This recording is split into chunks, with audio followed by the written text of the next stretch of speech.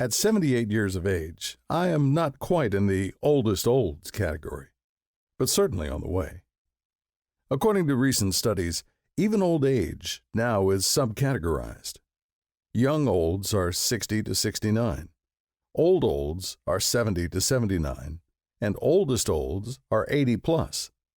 So I have a vested interest in writing this book, not only for myself, but for my many friends who are also facing their senior years, many of them with more physical ailments than I. How are we to think of these years?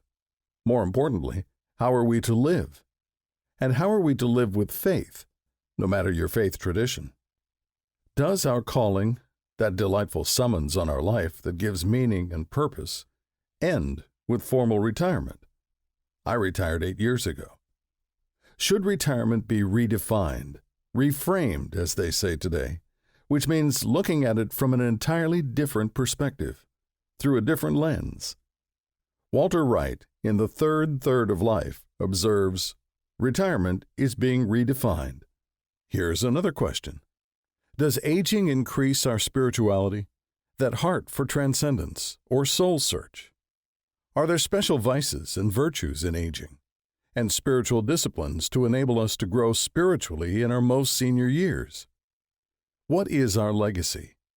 What are we leaving behind? And how are we to think about and live towards death, as there is a 100% certainty that we will die? Nobody fails this one, but that raises the question of the next life and whether it would be a good thing to prolong our life indefinitely on earth. These are the haunting questions we will take up in this book. Frankly, I'm writing for myself, but also for you, my reader, who may also be caring for aging parents. If you are a social worker or caregiver wanting to understand what aging means and how to go about it fruitfully, how to help others face it and thrive through it, this is for you. Since this book is about aging, it is, truly, about everyone. I will be approaching these questions from the perspective of a Christian faith, and I will be drawing on the scriptures of the Jewish and Christian people groups. There are rich resources for people of other traditions, or some resources from people who have no faith at all. But I am writing, I trust, in a way that could be accessed by people who are not at this point Jewish or Christian believers, and who belong to another faith tradition. But I do so believing that there is, within the Christian faith, much to turn aging into an adventure and a blessing, rather than a tragic denouement. One of my favorite Jewish authors, Abraham Heschel, says, "Old age was not a defeat, but a victory. Not a punishment, but a privilege."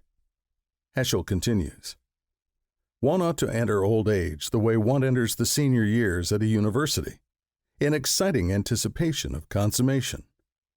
They are indeed formative years, rich in possibilities to unlearn the follies of a lifetime, to see through inbred self-deceptions, to deepen understanding and compassion, to widen the horizon of honesty, to refine the sense of fairness.